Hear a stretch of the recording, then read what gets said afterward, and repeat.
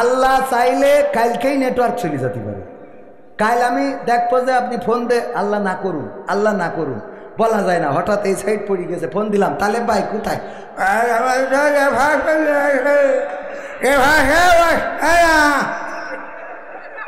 ঠিক না বে ঠিক? আল্লাহ না করুন, আমি মারা যাইতে পারি, আমি কালকে হয়তো স্টেজে আর কথা বলতে পারবো না। বাজান আমি আপনার ভালোর জন্য বলছি, নবীর একটা সুন্নাত আপনার সাথে কবরে যাবে, আপনি উরা মানার দরকার নেই, আপনি এটা মানেন শেষ। ওরা আপনি টাকা দিয়েছেন, ওরা তো টাকা দিন, বলেন ইনশাআল্লাহ। আর দাড়িতে খুর দিয়েন না, বিশ্বনবী কলে যায় খুর দিয়ে, একটু আল্লাহ ছোট করে রেখে কোয়ানে যাবো আমি, আমার আর ভাল লাগছে না। এ আপনারা দুনিয়ায় থাকেন, আমি চলে যাই। সভাপতি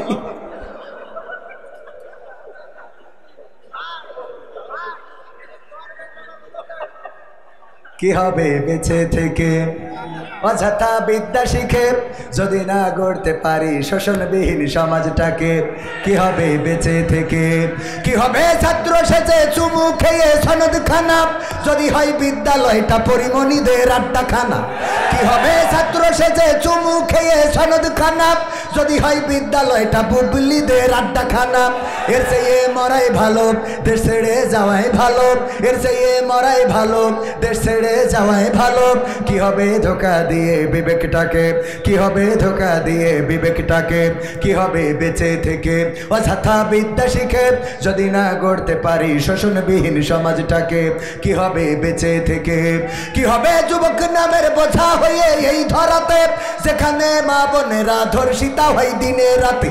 কি হবে যুবক নামের বোঝা হয়ে এই ধরাতে যেখানে মা বোনেরা ধর্ষিতা হয় দিনে রাতে?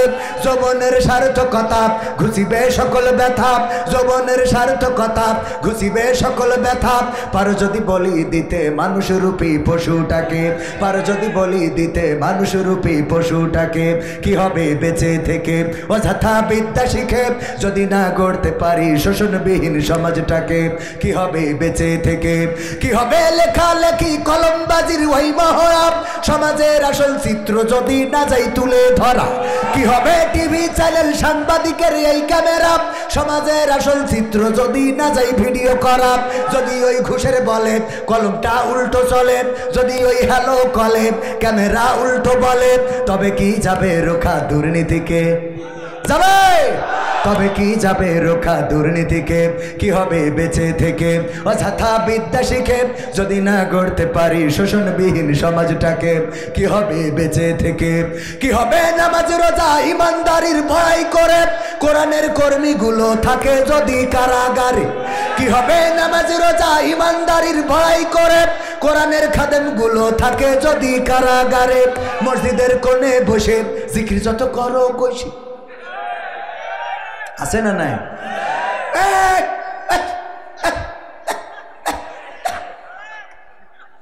জিকির আমি বললাম, এই জিকির দেখার পরে শয়তান বলিছে এখানকার দায়িত্ব তোর পরে থাকে। আমি চলে গেলাম, কারণ আমি নিজেও এত প্র্যাকটিক্যালে তোকে দেখাইতে পারবো না।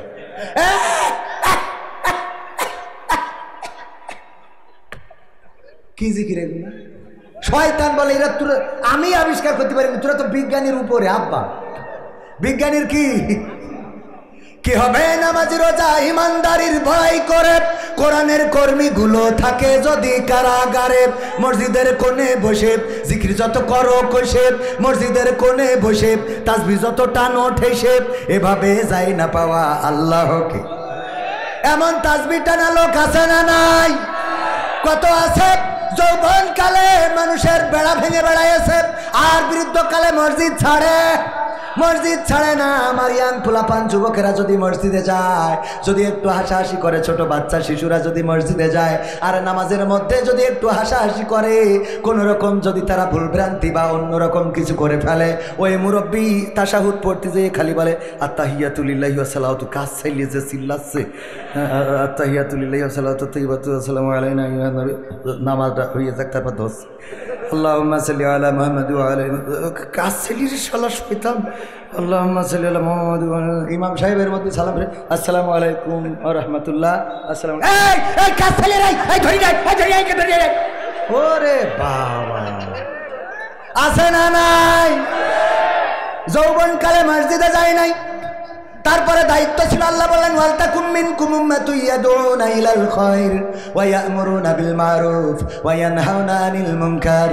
আল্লাহ রাব্বুল আলামিন বললেন সর্বোত্তম উম্মত হিসেবে তোমাদের সৃষ্টি করা হলো এই জন্য যে তোমরা এই জমিনের উপরে সৎ কাজের আদেশ করবে আর অসৎ কাজে বাধা দেবে। ওর যৌবনকালে অসৎ কাজে বাধা যারা দিয়েছে তাদের কাটি খুলে দিয়েছে, অসৎ কাজে বাধা দেবে কি ওর জন্য এলাকায় সুন্দরী মেয়েরা বুরকা ছাড়া বাইরে বেরোতে পারেনি এমন আছে না নাই? আর বৃদ্ধ বয়সে যে তাসবিহ আল্লাহ আল্লাহ আল্লাহ আল্লাহ আল্লাহ, ওরে বাবা আছে না নাই? আর বাচ্চারা গেলে তাদের উপরে রাগ করে, যুবকেরা গেলে যুবক যদি পানির ট্যাপটা ছেড়ে দেয় ওর মাথাটা করে ওরে বাবা, ওর আব্বার পানির ট্যাপ, কথা কয় না। আমি বলেছি ওগো আমার বৃদ্ধরা, মুরব্বী জনেরা, যৌবনকালে যারা ভুল করেছেন আপনি তো জানেন, পৃথিবীর কেউ না জানুক আপনার অপরাধগুলো আপনি জানেন না, জানেন না। আমি বলি, আমার কথা যদি বলি, জীবনে এমন অনেক অপরাধ আছে যে অপরাধ যদি আমার মা জেনে যেত আমার মা ভাত রান্না করে খাওয়াতো না, যদি বাবা জেনে যেত বাড়িতে ঢুকতে দিত না, যদি স্ত্রী জেনে যেত একসাথে এক খাটে ঘুমাতো না, যদি সন্তানেরা জেনে যেত বাবা বলে ডাকতো না, যদি বন্ধুরা জেনে যেত বন্ধুত্ব থাকতো না, যদি আমার গুনার গন্ধ বের হইতো, এত দুর্গন্ধ ছড়াতো, এই স্টেজে আমাকে কথা বলতে দেয়া হতো না। আমার গুনার খবর পৃথিবীর কোনো মানুষ জানুক আর না জানুক, জানি আমি আর জানে কি আল্লাহ রাব্বুল আলামিন জানেন। সুতরাং আল্লাহ যেহেতু জানেন, অপরাধগুলোর কথা চিন্তা করে বিনয়ী হয়ে যান, নিজের মাথাটা আল্লাহর কাছে সিজদা অবনত করে আপনি আল্লাহর কাছে ক্ষমা চান আর ভালো কাজে উৎসাহ দেন, উদ্দীপনা দেন। যেই যুবকেরা এখন মসজিদে আসে, যেই তরুণেরা কিশোরেরা মসজিদে আসে, এদেরকে উৎসাহ দেন। আমি বলি যদি কোনো বাচ্চা চিল্লায়, যদি কোনো বাচ্চা ও কোনো রকম নামাজের মধ্যে ব্যাঘাত ঘটায়, ধমক না দিয়ে পকেটের মধ্যে কাটি লজেন নিয়ে যান, কিছু চকলেট নিয়ে যান, ওইগুলো যখন বাচ্চাদের ডেকে হাতে দিবেন, দেওয়ার পরে বলবেন ওগো আমার সোনামণি, ওগো আমার নাতি, শোনো আগামী ওয়াক্তে মসজিদে আসবা, কিন্তু দয়া করে হাসাহাসি করবে না, ওই বানে হলো আর হাসাহাসি করবে না, বলেন ঠিক কিনা? এই কাজগুলো নবিয়ানা কাজ, এই কাজগুলো সুন্নতি কাজ। আল্লাহর নবী সাল্লাল্লাহু আলাইহি সাল্লামকে কোনোদিন কোনো বাচ্চারা আগে সালাম দিতে পারে? ছোটদের দেখে তিনি মিষ্টি হেসে সালাম দিতেন আগে ভালোবেসে, ছোটদের দেখে আগেই মিষ্টি হেসে সালাম দিতেন। আমি প্রায় জায়গায় কিছু কাজ আপনাদেরকে দিই, আমার শ্রোতাদেরকে দিই, সেটা হলো 1 নম্বর কাজ। 1 নম্বর কাজ হলো যদি ফকির দেখেন রাস্তায়, ফকির দেখার পরে ফকিরে সালাম দিবেন। ফকিরকে কি করবেন? কেন সালাম দিবেন? ফকিরকে যদি কেউ সালাম দেয় এতে করে সে যে নিরহংকারী এটা প্রকাশ পায়। আর আপনি যদি নিরহংকারী না হন, আপনার মধ্যে যদি অহংকার থাকে, আল্লাহর নবী বলেছেন তোমরা আল্লাহর চাদর নিয়ে টানাটানি করো না। সাহাবীরা বললেন ওগো বিশ্ব নবী, আল্লাহর কি চাদর আছে নাকি? আর আল্লাহর চাদর আমরা টানাটানি করবো কেমনে? আল্লাহ তো থাকে আরশে আজিমে। আল্লাহর নবী বললেন ওগো আমার সাহাবীরা শুনে নাও, আল্লাহ রাব্বুল আলামিনের চাদর হলো অহংকার। কি কার? অহংকার আল্লাহর চাদর। সুতরাং পৃথিবীর মানুষ তোমরা অহংকার করো না। অহংকার করা মানে আল্লাহর চাদর নিয়ে টানাটানি করা। আমাদের মধ্যে অহংকার আছে না নাই? কবির বিন সামাদ এখন আগে নাটক করে খাইতো, এখন বড় বক্তা হয়ে গেছে, অহংকার আছে না নাই? ওরে বাবা, কবির বিন সামাদ ফোনও ঠিক মতো ধরে না ভাই, 80 বার 90 বার করে কল দিয়েছে আমার সামনে, প্রমাণ ঠিক মতো ধরি? বলেন ধরি কিনা, বলেন ঠিক মতো ধরি কিনা? তাই হ্যাঁ, না এটা ডাইরেক্ট সাক্ষ্য প্রমাণ করে দিলাম, কারণ দাম বেড়ে গেছে, ফোন ধরা কমে গেছে, কথা কয় না। দাম বেড়ে গেলি ওরে বাবা, ওর অহংকারে মাটিতে পা পড়ে না। ভাইরা আমার, আমিও তাদের একজন, আল্লাহ যেন হেদায়েত নসিব করে, বলেন আমি। কারণ আমার যদি হেদায়েত না হয় তা আপনাদের হবে। তবে বিষয়টা হলো আসলে উনি যখন ফোন দেন, ওই যে আমরা তখন ছিলাম শুটিংয়ে, আমার সহকারী রকি ছিল, ওরে বললাম যে আপনি মিট করেন, আমি যেহেতু আমাদের কাজ টাইম চলে যাচ্ছে, সব টাইম ধরে কাজ করি বলেই এত কাজ করতে পারি। আকিজ কলেজিয়েট স্কুলের টিচার, নিজে আবার মাদ্রাসা প্রতিষ্ঠা করেছি, সেই মাদ্রাসার প্রতিষ্ঠাতা পরিচালক। এই বছরই ছাত্রের টার্গেট ছিল 120, আমাদের 177 জন ছাত্রছাত্রী ভর্তি হয়েছে।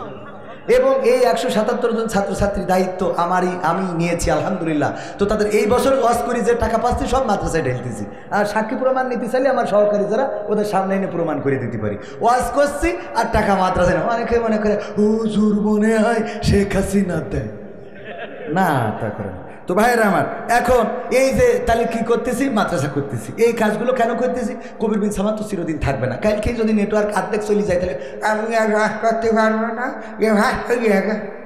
আমার দিয়ে রাখো আর গান হবে না, ঠিক না? ঠিক আল্লাহ করতে পারে না? পারে না। আল্লাহ চাইলে এক পাশ নেটওয়ার্ক নিয়ে নিলে আমি শেষ, আর যদি ডাইরেক্ট নেটওয়ার্ক নিয়ে যায় আজকে আসি কালকে নাই। রঙ্গরসের দিন ছিল তোমার একদিন, 12 ঘন্টা বেলা তোমার সন্ধ্যা হইল, পাখি উড়ে যাওয়ার বুঝি সময় হলো, পাখি উড়ে যাওয়ার বুঝি সময় হলো। রঙ্গরসের দিন ছিল আমার একদিন, রঙ্গরসের দিন ছিল আমার একদিন, 12 ঘন্টা বেলায় আমার সন্ধ্যা হইল, পাখি উড়ে যাওয়ার বুঝি সময় হলো, পাখি উড়ে যাওয়ার বুঝি সময় হলো। শরীরে চামড়া ছিল টান, মিষ্টি সুরে গাইতাম গান, গলার আওয়াজ আমার কত দূরে যাইতো,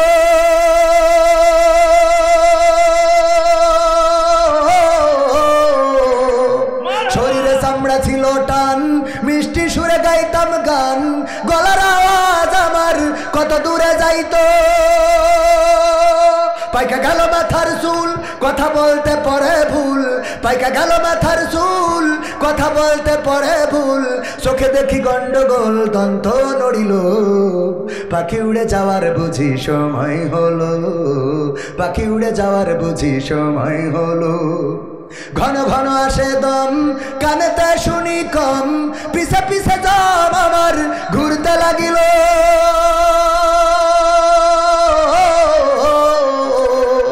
ঘন ঘন আসে দম, কানেতে শুনি কম, পিছে পিছে জম আমার ঘুরতে লাগিল। খাটো হয়ে আসছে পাও, হীন হলো সর্বদাও, খাটো হয়ে আসছে পাও, হীন হলো সর্বদাও, ভাবে বুঝি সময় আমার ফুরিয়ে এলো, পাখি উড়ে যাওয়ার বুঝি সময় হলো, ও পাখি উড়ে যাওয়ার বুঝি সময় হলো, পাখি উড়ে যাওয়ার বুঝি সময় হলো, পাখি উড়ে যাওয়ার বুঝি সময় হলো। পুরাতন খাসাতে পাখি করে শুধু ডাকা ডাকি, এত সুন্দর পরিপাটি খাসায় আমার ছিল খাটি, দিনে দিনে খাসায় আমার জং ধরিল, এত সুন্দর পরিপাটি খাসায় আমার ছিল খাটি, দিনে দিনে খাসায় আমার জং ধরিল। পুরাতন খাসাতে পাখি করে শুধু ডাকা ডাকি, পুরাতন খাসাতে পাখি করে শুধু ডাকা ডাকি, একদিন আমায় দিয়া ফাঁকি উড়িয়া যাইব, পাখি উড়ে যাওয়ার বুঝি সময় হলো, পাখি উড়ে যাওয়ার বুঝি সময় হলো। রঙ্গরসের দিন ছিল আমার একদিন, রঙ্গরসের দিন ছিল তোমার একদিন, 12 ঘন্টা বেলা তোমার সন্ধ্যা হইল, পাখি উড়ে যাওয়ার বুঝি সময় হলো, পাখি উড়ে যাওয়ার বুঝি সময় হলো, পাখি উড়ে যাওয়ার বুঝি সময় হলো। ঠিক না বেঠে? সুতরাং যেহেতু মারা যাওয়াই লাগবে, গতকালকের আলোচনায় বলেছিলাম যদি স্বামী স্ত্রীতে গোলমাল বাঁধে আর সেই গোলমালের পরে যদি এমন হয় ওই স্ত্রী নিয়ে সংসার করাই লাগবে, তাইলে কেউ না কেউ নরম হয়। কি হয়? নরম হয় না? কেউ না কেউ নরম হয়। কি করে? স্ত্রী মোট কথা বলতেছে না, রান্না বান্নাও করছে না, কোনো কাজে হাত দিচ্ছে না, যাই এতে কাটি করে, কয় তুমি সুন্দরী তো, তাই এটা তোমার ভাব বেশি। মানে তার মানে কি, ওর একটু পাম দিয়ে ঠিক করতে হবে। হ্যাঁ, এরকম আছে না? নাই? তুমি এই সেই করি মোটামুটি মান অভিমান ভাঙায় যে তুমি এই করো তাই করো। কারণ কি? কারণ হলো যেহেতু সংসারটাকে কন্টিনিউ করা লাগবে, আর সংসার যদি কন্টিনিউ করতে না চান তাইলে বউ যদি ভালো কিছু করে তাও আর ভালো লাগে। এরকম আছে না নাই? আমার আব্বার একটা খালা ছিল, নাম ছিল ঘিন্না, মানে বারবার মেয়ে হয় তো এই জন্যই রাগ করি, ওই খালা হওয়ার পরে রাগ করি ফেলাই দেয়। ঘৃণা করি, দূর খালি মেয়ে হয় তো ফেলাই দিয়ে আসলে এই জন্য নাম রাখিল কি ঘৃণা। তো আমার আব্বা ছিল জেনারেল শিক্ষিত, প্রাইমারি স্কুলের টিচার।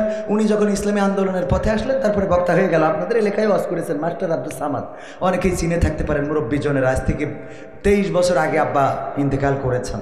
তো আব্বা যখন বক্তা হয়ে গেল, আলেম হয়ে গেল, হুজুর হয়ে গেল, তখন আমার ওই ঘৃণা নানি মানে আমার আব্বার খালা এসে বলছে, খুকা তোর কাছে একটু আইসি, মানে আমার আব্বার বই দিয়েছে। বলছে কেন?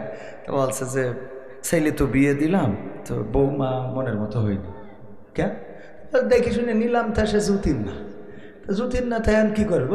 বৌমা রাখবো রাখবি না, তাহলে কামিনীর টাকা পয়সা দিয়ে লোকজন ডেকে তুই পরিবারটা একটা মিলছাল করি ফেলা। তারপর তার তোর কাছে আইসি কি করতি? আমার কাছে কি করতে আইছিস? আমিও থাকবা না সালিশে 3 বছর। ওরা না সালিশ পর্যন্ত গড়াবে কেন? সে সালিশ না গড়ালি এটা ছাড়াছাড়ি করতে হবে, একটা লোকজন ডেকে তো একটা মীমাংসা করতে। বলছে ওরা ওই সবের জন্য আসে, কিসের জন্য? বলছে তুই হুজুর হয়েছিস না? তা হয়েছে। তো একটা তাবিজ করিয়ে দে, যেই তাবিজ বাড়ি টাঙাই থার পরে আমরা বউ রাখতে চাবো কিন্তু বউ থাকতে চাবে। বউ রাখতে চাবো কিন্তু বউ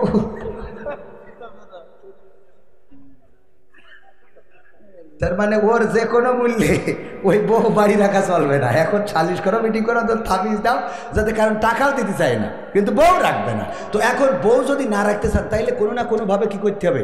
নিজেদের আস্তে করে ওই স্যাটাসাইটের দিকে যাইতে হবে। কিন্তু রাখতে যদি চান, বউ আপনার দামই দিচ্ছে না, কোনো রকম মূল্যায়ন করতেছে না, তারপরেও একটু ম্যামাও করতে হবে। ওই বাঘ রে বাবা, বাইরে যে স্কুলে যে বাচ্চাদের মারে সপাং সপাং করি, বাড়ি আসলে বউর কাছে পিড়া। হ্যাঁ আছে না? নাই আমারই কত মারিছে সারেরা, পোড়া পারে নিতে মারিছে, অথচ বোর কাছে সব। আমি নিজেই তো বোর উপরে কথা বলি না, কি বলবো? সারাদিন সারা রাত বাড়ি থাকি না, আবার যদি বাড়ি যাইয়ে করি এমনি টাকা পয়সা নেই বুঝলে যাক ঠিকই আছে। তা না হলে কইতে টাকাও নেই, রাইতও নেই, তোমার ঘর করছে না। বোঝেননি? এজন্য সব দিক ঠিক রাখতে হবে বাজান, এগুলো মাথায় রাখতে হবে, সব দিক ঠিক রাখতে হবে। বিশ্বনবী সাল্লাল্লাহু আলাইহি সাল্লাম একেবারে এমন একজন আদর্শ, রান্নাঘর থেকে রাষ্ট্র পর্যন্ত সব জায়গায় সাকসেস। বলেন সুবহানাল্লাহ। মানুষ হইতে হবে এরকম, বউ মনে করবে এইটাই সেরা প্রেমিক, এর মতো সালমান খান শাহরুখ খান আর একটাও নেই, কথা কয় না। এই কাজগুলো করতে হবে। আমাদের অনেকেই বোঝে না। স্ত্রীদের প্রশংসা করার জন্য বলছিলাম, বিষ্ণু বলেছেন স্ত্রী রান্না করেছে, লবণ একটু বেশি হয়ে গেছে, বলবেন তুমি যে রান্না করো, তুমি বেগুন রান্নু হরিণীর গোশ মনে হয়, তবে লবণটা একটু কমাই দিলে খুব ভালো হইতো। হয়ে গেল না? আপনি সুন্দর করে আপনি বললেন, তা না, আরে বাবা এই রান্নার সময় তোর মন কোনে থাকে? এখানে আয়, তুই খা। আরে বাবা বাঘ এখানে তুই খা, সুন্দর করে বলবেন। এগুলো বলার দরকার আছে না? নাই? মা বোনেরা মহিলা প্যান্ডেলতে বলছে এই হুজুরির আল্লাহ হায়াত যেন 200 বছর থাকে, কারণ আমাদের যে নির্যাতন করে। সেদিন মা বোনদের পক্ষে ওয়াজ করেছি, মা বোনেরা খুব খুশি। লাস্টে যাওয়ার সময় একজন চিরকুটতেছে যে হুজুর বাড়ি যাই পড়বেন।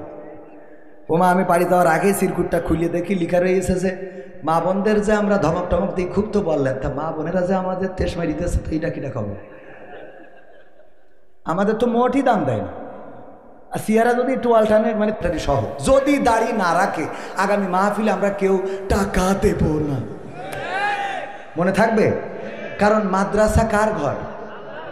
আল্লাহ কই দিলে এটা হয়ে গেল। ওই সেই এর মতো ওই সেই বলছে, একজন ওয়াজ শুনতে গিয়েছে, হুজুর টাকা কালেকশন করতেছে 50,000। আজকে চাইলো না 50,000, প্রথমে কিন্তু 50,000 দিয়ে স্টার্ট দিয়েছে, যে 2 জন অন্তত 50,000 স্টার্টে চাইছে। 50,000 টাকা দেওয়ার মতো কেউ কি আছে? ভাইয়ের আমার, মা বাবার জন্য দোয়া করবো, দাদা দাদা নানা নানি যারা আছে সবার জন্য দোয়া করে দেব। 50,000 টাকা কে দেবেন? একটু হাত উঁচু করেন। মানে ও তো ঘুমাচ্ছে, ওর পৃথিবীর জ্ঞান নেই, মাঠে কাজ করে এসে কষ্টে।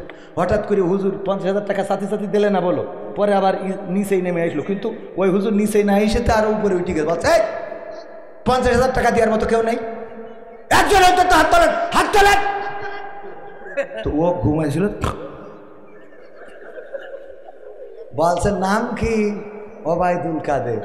আল্লাহ ওবায়দুল কাদের 50,000 টাকা নারায়ে তাকবীর, আল্লাহ কবুল করে নাও। 50,000 টাকা দিল ওবায়দুল কাদেরের মা বাপ, দাদা দাদি, নানা নানি, শেখ হাসিনা যারা আছে সবাইকে তুমি জান্নাতের বাগান বানাইয়া দাও। মনে মনে কাছে হুজুর আমি যে কাল বিড়ি কিনবো সে টাকাও তো নেই, হাত তো তুলে বসে আছি। পরের দিন গেছে আমাদের বড় হুজুরের কাছে, যে মুহতামিমের কাছে ফতোয়া নিতে, হুজুর কাল তো কালেকশনের সময় একটা অ্যাক্সিডেন্ট হয়েছে, কি তা হুজুর বললো 50,000 টাকা কিনা দেবে। আমি তো আগের থেকে শুনিনি, ঘুমাইছিলাম। বললে হাত উঁচু করেন, করি বসে আছি, কিন্তু আগের লাইনই ছিল 50,000 টাকা কিনা দেবেন, হাত উঁচু করেন। ওই আগের টুক ঘুমির মধ্যে চলে গেছে, পরের টুক জেগে উঠে শুনেতে হাত উঁচু করেছি। এখন কি হবে, আমি তো 50,000 টাকা যে দেবো, আমার তো বিড়ি কেনার টাকাও নেই। তা বলছে অসুবিধে নেই, এ তো ভুল ক্রমে হয়ে গেছে, ভুলে যদি কেউ রোজার মাসে খায় তাইলে তার রোজা ভাঙে না, সুতরাং ভুলে যেহেতু হাত উঠে গেছে ঘুমিতে হইতে অসুবিধা। বলছে হুজুর আমি জানি যে ওতে অসুবিধা নেই, কিন্তু অসুবিধা তো অন্য জায়গায়।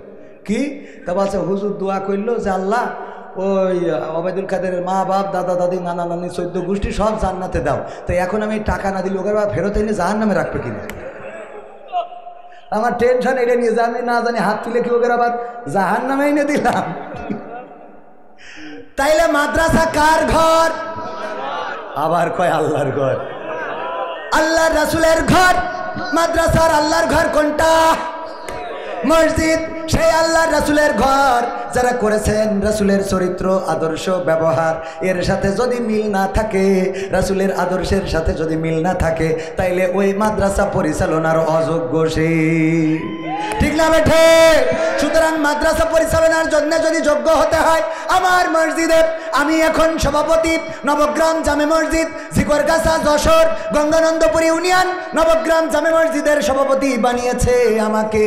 এই বছর আমাকে বানানোর কারণ হলো, আমরা বলেছিলাম মসজিদের সভাপতি হতে হবে এমন যে মসজিদের ইমাম না থাকলে অন্তত খুতবা দিতে পারবে, ঠিক না বেঠে?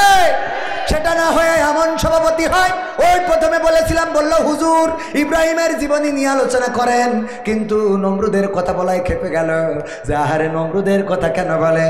ওগো আমার ভাইয়েরা, মসজিদের সভাপতি মাদ্রাসার সভাপতি যেই হন না কেন কোনো সমস্যা নাই, কোনো অসুবিধা নাই, সভাপতি হন, সেক্রেটারি হন, ক্যাশিয়ার হন, অন্তত রাসূলের ন্যূনতম আদর্শ দাড়িটা যে সুন্নাতটা আপনার সাথে কবরে যাবে এটা রাখার দরকার আছে না নাই? রাখতে রাজি কারা কারা হাত উঁচু করে? নারায়ে তাকবীর।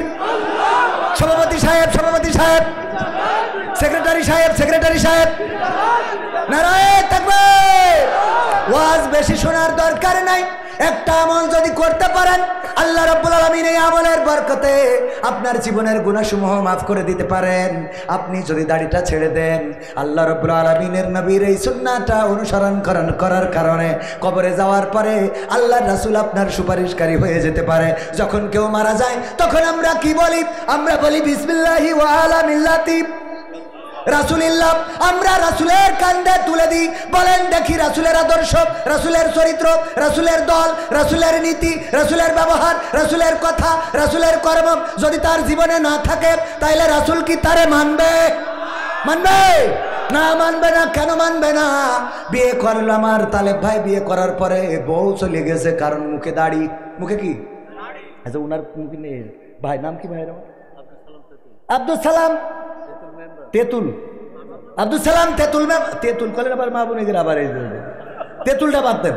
আব্দুল সালাম ভাই মেম্বার, উনি বিয়ে করার পরে বউ চলে গেছে, কারণ কি? মুখে দাড়ি। কি? মুখে দাড়ি। দাড়ি রাখার কারণে বউ চলে গেছে। উনারও নিয়ত হলো বউ যাই করুক তাই করুক, দাড়ি কাটবো না। বউ আসে আসুক, না আসে না আসুক, মানসি বলে তোর বউ, তোর স্বামী হইলো বুড়ো, এই জন্যই বউ চলে গেছে, আর আসবে না বলেছে, দাড়ি না কাটলে আসবো না। হুজুর চিন্তা করলো তাহলে চরমনার পীর সাহেবের কাছে যাই একটা তাবিজ নিয়ে আসি। তাবিজ নিয়ে এসেছে, ওখানতে তাও বউ আসে নাই। আটরসি গেল, ফুরফুরাই গেল, মাইজ ভান্ডারি গেল। তারপরে না পেরে ভিসা করলো, করে ওই পাশে ফুরফুরা শরীফে গেল, সেখান থেকেও তাবিজ আনলো বিদেশ থেকে, ভারত থেকে, তারপরেও না পরিবর্তন হলো না। এরপরে গ্রামের মুহতামিম, মাদ্রাসার ইমাম, মাদ্রাসার যে মুহতামিম মসজিদের ইমাম, ওনার কাছে যে বলছে হুজুর আমার মনের দুঃখ দেখে কেন আমার বউ দাড়ি থাকার কারণে চলে গেছে, বলছে আসতে চায় না, আর আসলেও আমার ঘরে শোয় না। কনে শোয় না? আমার ঘরে শোয় না। তো এখন কি এসেছে? তাই এসেছে, কিন্তু আমার ঘরে সবচেয়ে না হুজুর, শীতকালে একা লেপ গরম হয় না। তো তাইলে কি করা যায়? হুজুর যদি একটা তাবিজ তুবজ করে দিতেন তাইলে আমি একটু বেঁচে যেতাম। কত বড় বড় হুজুরদের কাছ থেকে নিয়ে আসলাম, কাজ হইলো না। বউ যখন আছে ঠিক আছে, আমি একটা তাবিজ করে দিছি, বালিশের মধ্যে ঢুকাবা। যেই দিন হুজুর, গ্রামের হুজুর তাবিজ করে দেশ, ওই দিন বউ এসে ওর ঘরে এসে শুয়েছে। আল্লাহ শীতকাল কি খুশি, মানে দাঁতে বালি দিচ্ছে আল্লাহ। বউ আসার পরে রাত তো গেল, সকালবেলা তাড়াতাড়ি গোসল করে চলে গেছে বাজারে, জীবননগর বাজার থেকে এরম বড় ইলিশ মাছ, তারপরে শৈল মাছ, বইল মাছ, পুঁটি মাছ, রুই মাছ, কাতলা মাছ, মুরগির গোশ, গরুর গোশ, উটির গোশ, ভেড়ার গোশ, ছাগলের গোশ, হাতির গোশ, যা আছে সব বাড়ি নেই। ওরে বাবারে এখন কাগজ দিলে হবে শেষ সময়, তো সব করে নিয়ে এসেছে। তো ভাই স্টেজে আসছে না কেন? হ্যাঁ, মাওলানা আবুজার গিফারি ভাই বসে আছে আমাদের পাশে, তো স্টেজে আসলে তো আমরা একসাথে খোলাখুলি করতাম। হ্যাঁ, খুশি হবেন না আপনারা? খেলা হবে। তো এখন বলতেছে কি ব্যাপার, বাজার করে এনে বলছে স্ত্রী রান্না করো। কই এত ভাগের আমি রান্নবো, তুমি পাইছাও? কই না রান্ধো, আজকে আমার খুশির দিন। কে খুশি? পাগল, তুমি রান্ধো, একজনের দাওয়াতকে থেয়েছি খাওয়াবো। কার দাওয়াত করেছাও? গ্রামের ইমামের। কে গ্রামের ইমামের জন্য এত মাছ, শৈল মাছ, বইল মাছ, রুই মাছ, কাতলা মাছ, ইলিশ মাছ, মুরগির গোশ, পাকিস্তানি মুরগি, বাংলাদেশের, ইন্ডিয়ার, তারপরে উটির গোশ, ভেড়ার গোশ, হাতির গোশ, যা পাইয়েছে ঘোড়ার গোশ সব কিনে এনেছে, মানে আনন্দে। এই রান্না করবো, না রান্নবো না, কের জন্য আমার সেটা বলতে হবে। কয়েকটা সিক্রেট বিষয়, না কের জন্য বলতে হবে। বলছে আসলে দেখো, না বললি যদি না রান্নো তাহলে আমি বলি, তোমার বিয়ের পথে তো তুমি আমার ঘরে শোও না, বাপের বাড়ি গেলে আসতে চাও না, এই জন্যই কত সর্বনায় গেলাম, 18 মাইজ ভান্ডারি, জামাত ইসলামের আমি, কত কি সব নিয়ে কোনো কাজ হইলো না। গ্রামের ইমামের কাছ থেকে যেদিন তাবিজ নিয়ে আসি, ওই দিন তুমি আমার ঘরে এসে শুই যাও। আমি খুশিতে তার দাওয়াত করতে আসি যে এত বড় বড় হুজুরদের দোয়াই কাজ হলো না রে, আমার হুজুর তো ঘরের মধ্যে। বলছে হুজুরের তাবিজে আমি আইসি, তোমার কি ডাকে? তো তাবিজে আসিস, কালকেই তো তুমি আসলে, কালকেই আমি বালিশের মধ্যে তাবিজ তুইলাম। বলছে আমি হুজুরের তাবিজে আসিনি, তাহলে কি করে? ওরে বাবা, গতকাল আমি যে ঘরে ঘুমাই ওই ঘরে সিং কেটে চোর ঢুকিল। কি ঢুকিল? চোর ঢুকে ওই ঘরের মধ্যে যা আছে, আইলা বাইলা শাইলা, সোনা দানা, গয়না গাটি, আলমারি, ড্রেসিং টেবিল, এলইডি এলসিডি যা কিছু ছিল সব ঘরে বের করে নিয়ে গেছে। ঘর যখন একেবারে খালি, এবার দেখি আমার দিকে তাকাচ্ছে, তো আমি ভয়তে তোমার ঘরে এলাম। আমি ওই হুজুরের তাবিজি আসি নাই। হুজুর বলতেছে, আব্দুল সালাম সাহেব বলতেছে, ও গো আমার বিবি গো, সেই তো আমার ঘরে আসলে, আমার সাথে শুইলে, এই শীতে ল্যাপটা তো গরম করেই দিলে, কিন্তু ঘরটা খালি করে কেন আসলে? একটু আগে কেন আসলে না? কথা কি বোঝা গেছে? ঘরটা খালি করে কেন আসলে? এই অভিমানটা যদি আগেই ভেঙে ফেলতে, আগেই যদি আমার ঘরে আমার সাথে এসে রাত কাটাতে, চোর যখন ঢুকেছিল তখনই যদি বেরোয় চলে আসতে, যদি একটা চিল্লানি দিতে, তাইলে অন্তত কিছু সম্পদ আমি রক্ষা করতে পারতাম। ওগো আমার স্ত্রী গো, সেই তো আমার ঘরেই ঠিকই এসেছো, কিন্তু সব খালি করে। ও আমার ভাইয়েরা, এই কথাটা এই জন্য বললাম, যখন বলে বিসমিল্লাহি ওয়া আলা মিল্লাতি রাসূলিল্লাহ, আমার রাসূল ওই মানুষটার ব্যাপারে বলে দেয়, ওগো আল্লাহর বান্দা, ওগো আমার উম্মত, তুমি তো এসেছো আমার কবরে, আমার কান্দে তো ঠিকই চড়েছো, আল্লাহর নামে রাসূলের দলে ঠিকই ঢুকেছো, কিন্তু মরে যাওয়ার পরে বেঁচে থাকতে কোনোদিন রাসূলের দলে চলো নাই, কোনোদিন রাজপথে থাকো নাই, কোনোদিন কোরআন কায়েমের আন্দোলন করো নাই, কোনোদিন ইসলামের পক্ষে কথা বলো নাই, কোনোদিন আমার দাড়িটা সংরক্ষণ করো নাই, কোনোদিন আমার মাদ্রাসার পক্ষে কাজ করো নাই, কোনোদিন দিনের পক্ষে অর্থ খরচ করো নাই, কোনোদিন আমার আনিত বিধান কায়েমের জন্য ন্যূনতম চেষ্টা করো নাই। আজকে মারা যাওয়ার পরে তোমার ব্যাপারে সবাই বলে গেল বিসমিল্লাহি ওয়া আলা মিল্লাতি রাসূলিল্লাহ, তুমি তো সেই আমি রাসূলের কান্দে আসলে, কিন্তু তোমার আমল নামা তো সব খালি, একটু আগে আসলি তো আমি তোমারে পার করতে পারতাম। কথা কি বোঝা গেছে? সুতরাং আমল নামা খালি করে কি আমরা কবরে যাব? না, কবরে যাব না, আমল নামাটা ভারী করতে হবে। নফল ইবাদত বাড়িয়ে দেবেন, তাহাজ্জুদের নামাজ আল্লাহর কাছে কাটাকাটি করবেন, আল্লাহ রাব্বুল আলামিন আপনাকে হারানো সম্মান ফিরিয়ে দিতে পারেন। আপনার অর্থ নাই, টাকা নাই, পয়সা নাই, দেয়ার মালিক কি? আল্লাহর কাছে কি অভাব আছে? না, অভাব নাই। ওগো আমার ভাইজানেরা, কথা বলতে গেলে একদিক দিয়ে আরেকদিকে চলে যায়, যেহেতু আল্লাহর কাছে ফিরে যাওয়াই লাগবে। ওই যে বলেছিলাম, স্ত্রীর সাথে যদি সংসার করাই লাগে, তাইলে রাগারাগি হইলে কেউ না কেউ একটু নরম মাইন্ডের হওয়া লাগে, আস্তে করে সম্পর্কটা ভালো করা লাগে। বলেন ঠিক না বেঠিক?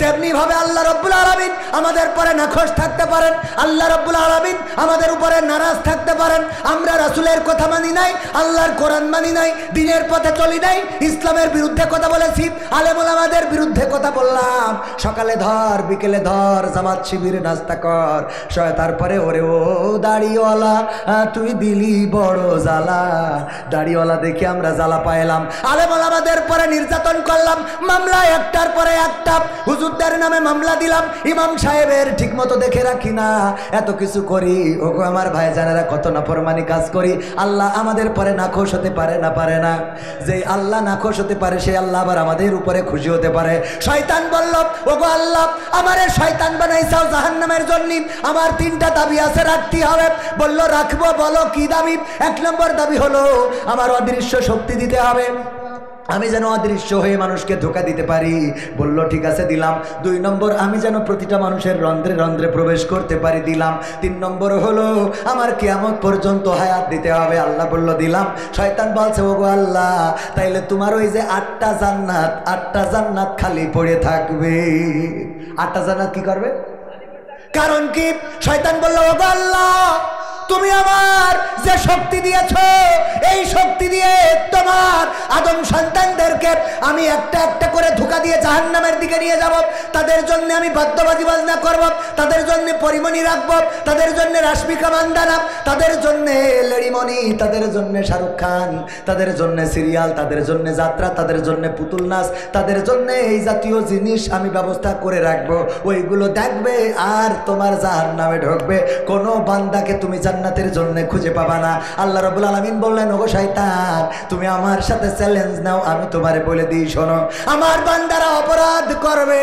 গুনাহ করবে জিনা করবে ব্যভিচার করবে আমার নাফরমানি করবে এরপরে যখন আমার কাছে ফিরে আসবে আর ক্ষমা চাইবে আমি আল্লাহ আমার বান্দাদের ক্ষমা করে জান্নাত দিয়ে দেব সেই আল্লাহর কাছে ক্ষমা চাওয়ার দরকার আছে না নাই রাতের অন্ধকারে আল্লাহর কাছে চাইবেন আল্লাহ ওগো আল্লাহ আমার অভাব আমার টাকা নাই অর্থ নাই তুমি দাও তুমি দিতে পারো তুমি রাজ্জাক তোমার কাছে রিজিকের অভাব নাই আল্লাহ রাব্বুল আলামিন আপনাকে দিবেন সন্তান বেয়াড়া হয়ে গেছে কথা শোনে না আল্লাহর কাছে চাইবেন স্ত্রী আপনার কথা শোনে না আল্লাহর কাছে চাইবেন মা বোনেরা স্বামীরা যারা কথা শোনে না আল্লাহর কাছে চাইবেন এমনি ভাবে আল্লাহকে ডাকলে আল্লাহ সাড়া দেয় না আল্লাহকে ডেকেছে যারা আল্লাহকে পেয়েছে তারা আল্লাহকে ডাকেনি যারা আল্লাহকে পায়নি তারা এবার ভাইরা আমার তাইলে তিনটা আমল মনে আছে না নাই তিনটা আমল আপনারা করবেন এই তিনটা আমল আপনাদের জন্য কাজ থাকলো ও আমার ভাইয়েরা মসজিদে যাবেন কিছু চকলেট কিছু কাঠি লজেন নিয়ে যাবেন 2 নম্বর ফকিরকে সালাম দেবেন আর 3 নম্বর যাদের দাড়ি নাই আজকে যেহেতু আমার সভাপতি সেক্রেটারি সামনের পর এটা লজ্জার নয় কারণ আজকে এই কয়জন মানুষের সামনে আমরা বলতেছি পরকালের ময়দানে লাখো লাখো কোটি কোটি মানুষের সামনে বেইজ্জতি হওয়া লাগতে পারে না এই জায়গায় বেইজ্জতি হইলে কোনো ক্ষতি আছে কিন্তু ওই জায়গায় বেইজ্জতি হইলে ক্ষতি আছে না নাই ওই জায়গায় বেইজ্জতি রিকভারি করার কোনো রাস্তা নাই কিন্তু এখানে যদি কাউকে বেইজ্জতি করে রিকভারি করার রাস্তা আছে না নাই আমার ভাইজানদের বেইজ্জতি করি নাই সম্মান দেওয়ার মালিককে এমন একটা মাদ্রাসা যেই মাদ্রাসার জন্য আমার যে টাকা আমি নিই তার থেকে কম দিয়েছে তারপরেও আমি এসেছি ভাইদের ভালোবাসায় কিন্তু কালেকশন যা শুনলাম তাতে করে মনে হয় 4 লাখ টাকা নিয়ে বাড়ি যেতে দিয়েছে ভাইদের সম্মান দিয়েছেন কে আল্লাহ আপনি দেখেন এত মানুষ 5,000 10,000 কেন দিল আপনাদের পরে তাদের কনফিডেন্স আছে আত্মবিশ্বাস আছে আর আপনি দাঁড়িয়ে রাখলি এখন তো সত্যি কথা বলি টাকা নিতে হয় তখন মিথ্যে কথা বলি না মনে করবে হুজুর মানুষ বলিস ঠিক আছে কথা কয় না তাইলে ওবায়দুল কাদেরের গান শোনাবো না শুনতে রাজি আছেন শুনতে তো হবেই কারণ এই দেশে আর জুলুমবাজদের জায়গা হবে না এই দেশে আর আমরা স্বৈরাচারদের জায়গা দেব না যারা চাঁদাবাজি করবে ছিনতাই করবে খুন করবে গুম করবে হত্যা করবে রাহাজানি করবে ধর্ষণ করবে জেনা করবে ব্যভিচার করবে এই জাতীয় লোকদের হাতে বাংলাদেশ আর ছেড়ে দেওয়া হবে না আগামীর দিন হবে কোরআনের দিন আগামীর দেশ হবে কোরআনের দেশ আমার ভাইয়েরা 1952 রক্ত দিয়ে প্রমাণ করেছিলাম আমরা রক্ত দিতে জানি জীবন দিতে জানি শহীদ হতে জানি কিন্তু মায়ের ভাষার অধিকার ছেড়ে দিতে জানি না 1971 রক্ত দিয়ে প্রমাণ করেছিলাম আমরা রক্ত দেব জীবন দেব শহীদ হব মাসের পর মাস লড়াই করব কিন্তু বাংলাদেশের মানচিত্রের 1 ইঞ্চি মাটি ছেড়ে দেব না 2024 এসে আমার ছাত্র জনতা, ছোট্ট ছোট্ট বাচ্চা শিশুরা তারা রাজপথে এসে দুটি হাত প্রশস্ত করে বলেছিল, তোমাদের বুলেট দিয়ে আমাদের আপ্যায়ন করতে পারো, আমরা বুলেটটাকে বরণ করে নিতে পারি, কিন্তু কোনো স্বৈরাচারের অবস্থান বাংলাদেশে হবে না। সেই বীর বাঙালিকে আরেকবার জাগতে হবে, কোরআন বুকে নিয়ে জাগতে হবে, আল্লাহর জমিনে আল্লাহর দিন কায়েমের জন্য ডাক জাগতে হবে। ইসলামী আন্দোলনের নেতা কর্মীরা যদি ডাক দেয় কোরআন কায়েমের জন্য, রাজপথে থেকে যদি রক্ত ঝরাতে হয়, রক্ত ঝরিয়ে সেই রক্তের সাগরে সাঁতার কেটে কেটে একটি রক্তাক্ত বিপ্লবী কালেমার পতাকা উড়াতে রাজি কারা কারা দেখতে চায়?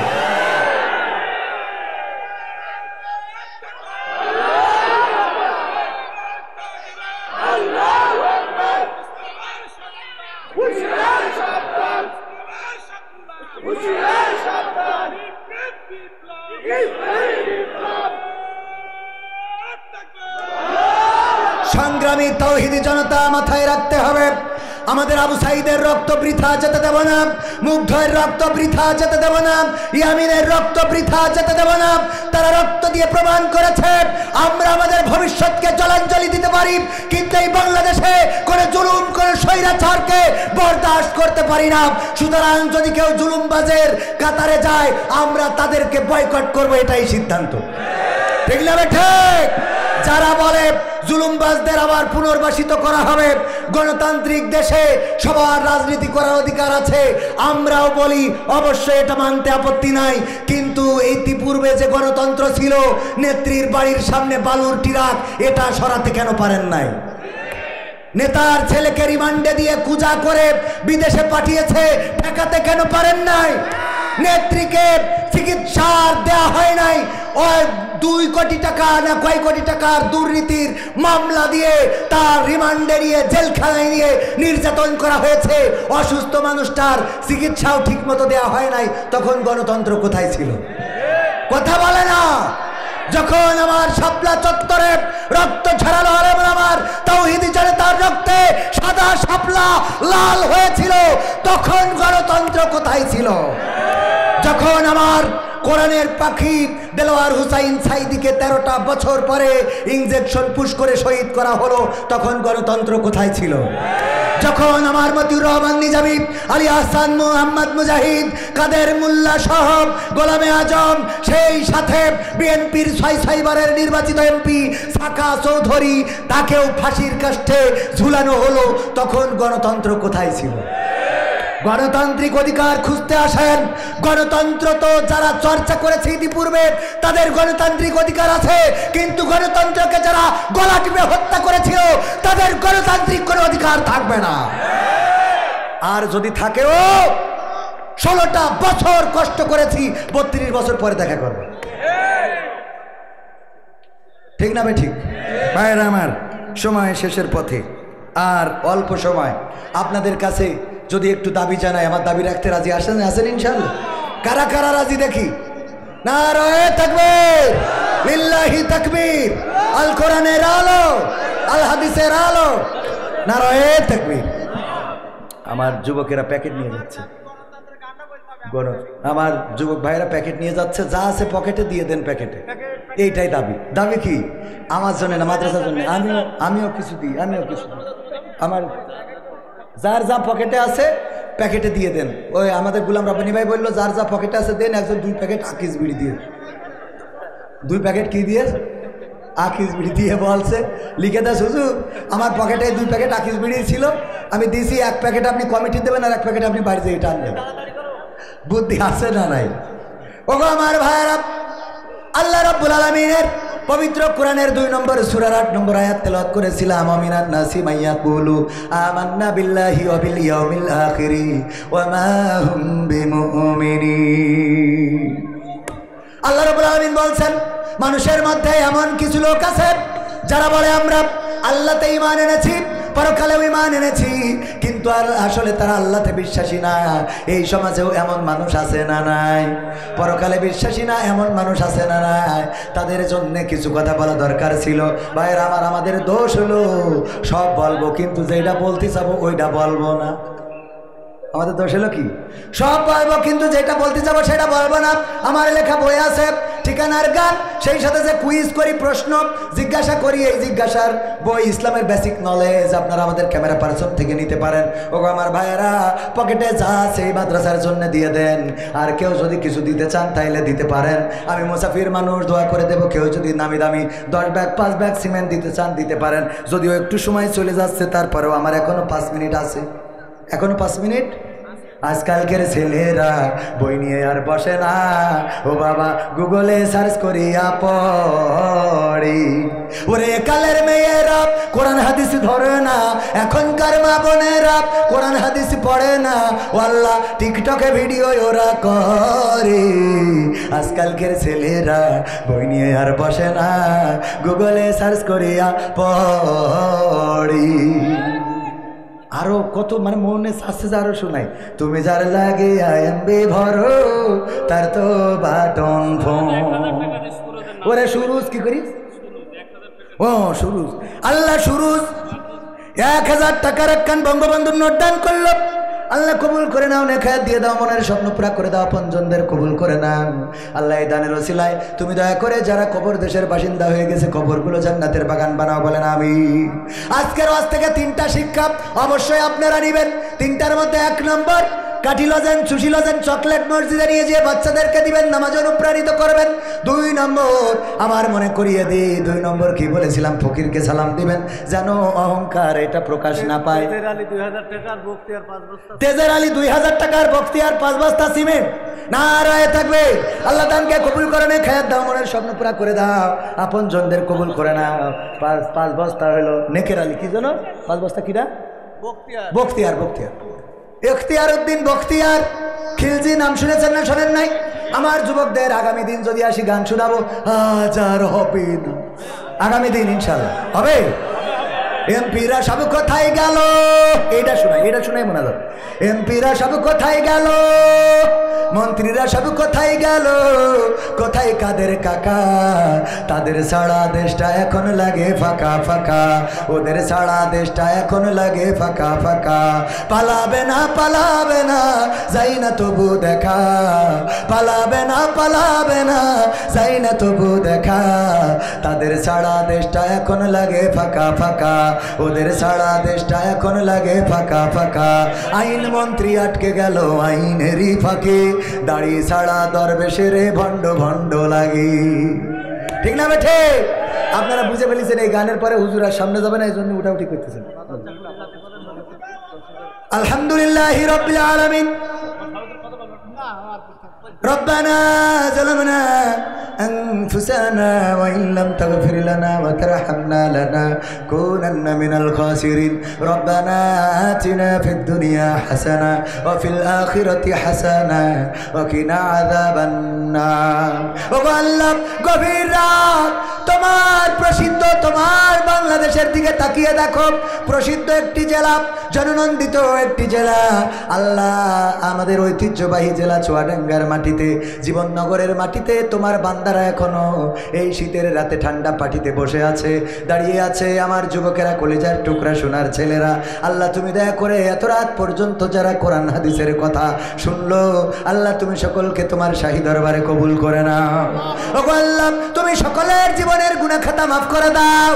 আল্লাহ, আমরা জেনে না জেনে, বুঝে না বুঝে শয়তানের ওয়াসওয়াসায় পড়ে কত গুনাহ করলাম আল্লাহ, কত জেনা করলাম, ব্যভিচার করলাম। ওগো আল্লাহ, তুমি দয়া করে তোমার গফুর গফফার নামের ওসিলায় আমাদের সকলের জীবনের গুনাহ খাতা মাফ করে দাও।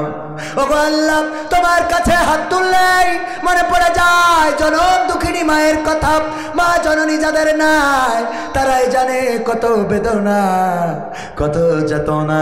মা জননী যাদের চলে গেল রে আল্লাহ, সেই মিষ্টি মিষ্টি শাসনটা আর নাই, সেই ভালোবাসার মানুষটা আর নাই, যেই মানুষটা চাই নামাজের বিছানায় হাত তুলে কাদাকাটি করে, যেই মানুষটা সন্তানের কষ্টে চোখের পানি ফেলে।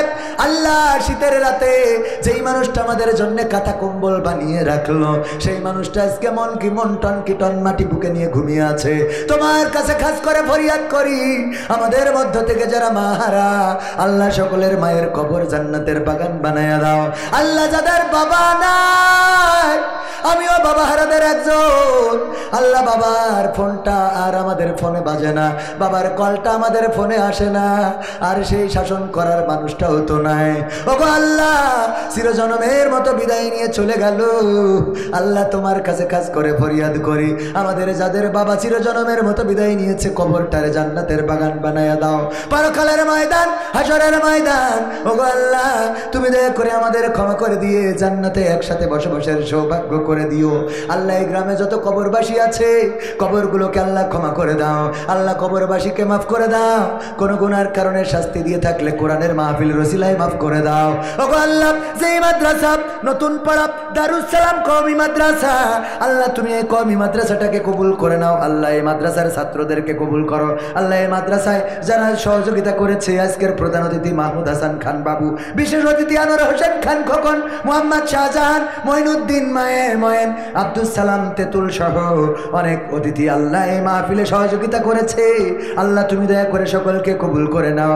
সঞ্চালনায় ছিলেন আমার প্রিয় ভাই আল হাসান মুহাম্মদ আবু তালেব, আল্লাহ তুমি তাকে কবুল করে নাও। ও আল্লাহ, তোমার নবীর সুন্নাহ, গুরুত্বপূর্ণ সুন্নাহ যেটা সাথে করে কবরে নিয়ে যাওয়া যায়, একমাত্র সুন্নাহ আল্লাহ দাড়ি রাখার পরিকল্পনা করেছে, তুমি তারে কবুল করে নাও। ও আল্লাহ, তুমি তারে এমন ইমানদার নেককার বানিয়ে দাও যেন আল্লাহ তোমার নবী খুশি হয়ে যায়। ওগো আল্লাহ, তুমি আমাদের সভাপতি সাহেবকে কবুল করে নাও। আল্লাহ আমাদের মাওলানা মাহাদি হাসান বেলালিকে কবুল করো। আল্লাহ হাফেজ মোহাম্মদুল্লাহ মেহেদি হাসান জিয়াদি সহ যারা কোরআনের মাহফিলে কথা বলেছে কবুল করো। আমার যুবক যারা বেকার আছে, আল্লাহ তুমি তাদের বেকারত্ব দূর করে দাও। যারা লেখাপড়া করে লেখাপড়ায় কামিয়াবি দান করে দাও। পর্দার অন্তরালে মা বোনেরা, জানি না কার মনে কি চাওয়া আছে, আল্লাহ আমার মা বোনদের যাদের মা নাই বাবা নাই, আল্লাহ মা বাবার কবর জান্নাতের বাগান বানাও। আল্লাহ মা বোনদের যাদের স্বামীর সংসারে শান্তি নাই, অভাব অনটনের সংসার, আল্লাহ তুমি সেই সংসারে সুখ দাও। আল্লাহ অভাব অনটন থাকলে দূর করে দাও। অসুস্থ মা বোনদের আল্লাহ সুস্থতা দান করে দাও। আল্লাহ পুত্রবধূ যেন শাশুড়ির সেবা করে তৌফিক দাও, শাশুড়িও যেন পুত্রবধূকে মেয়ের মতো মনে করে তৌফিক দান করে দাও। ওগো আল্লাহ, তোমার কাছে সারা রাত যদি চাই চাওয়া শেষ হবে না।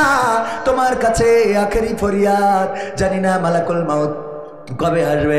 আল্লাহ বিশেষ করে ফরিয়াদ করি, এই মাদ্রাসার জন্য একজন 5 লক্ষ টাকা দিতে চেয়েছে, অন্যান্য মানুষেরা কেউ 30,000, 20,000, 5,000, 10,000, 1,000 যে যেভাবে দান করেছে, আল্লাহ সকলের দানকে কবুল করে নিয়ে পরকালে উত্তম প্রতিদান দান করে দিও। আল্লাহ আখেরি চাওয়া, জানি না কবে মালাকুল মাউত আসবে, জানি না কোন দিন মসজিদের খাটিয়াটা গুরুত্বপূর্ণ হয়ে যাবে, জানি না কোন দিন কোন দোকানের কাফনের কাপড় আমাদের বাড়িতে চলে আসবে, জানি না কোন দিন কোনো এক ঝাড়ের বাস আমার জীবনের শেষ সহযোগী হবে, শেষ সাথী হবে, জানি না কোন গোরস্থানের মাটি আমাদের জন্য পথে আছে রে। আল্লাহ আমারা তো যাওয়াই লাগবে, তোমার কাছে ফেরা লাগবে। তোমার কাছে খাস করে ফরিয়াদ করি, মরণ যখন দিবা মুসলমান না বানায়া মরণ দিও না। ওগো আল্লাহ, আমাদের পানিতে ডুবাইয়া চুবাইয়া মরণ দিও না, অ্যাক্সিডেন্টে মরণ দিও না, আল্লাহ বিমান ক্র্যাশ খাওয়াইয়া মরণ দিও না। আল্লাহ তুমি আমাদের রোগে শোকে মরণ দিও না। মরণ যখন দিবা কোরআনের আন্দোলনে, কোরআনের খেদমতে থেকে যেন আল্লাহ বাতিলের রক্ত চক্ষুর সামনে বুকটা পেতে দিতে পারি। আল্লাহ এই জীবনটা যেন কোরআনের পক্ষে দিয়ে দিতে পারি। আল্লাহ তুমি দয়া করে আমাদের শাহাদাতের মৃত্যুটা নসিবে করে দাও। আর মরণকালে জবানে জারি করে দিও আখেরি কালিমা লা ইলাহা ইল্লাল্লাহু মুহাম্মাদুর রাসূলুল্লাহ সাল্লাল্লাহু আলাইহি ওয়াসাল্লাম। আসসালামু আলাইকুম।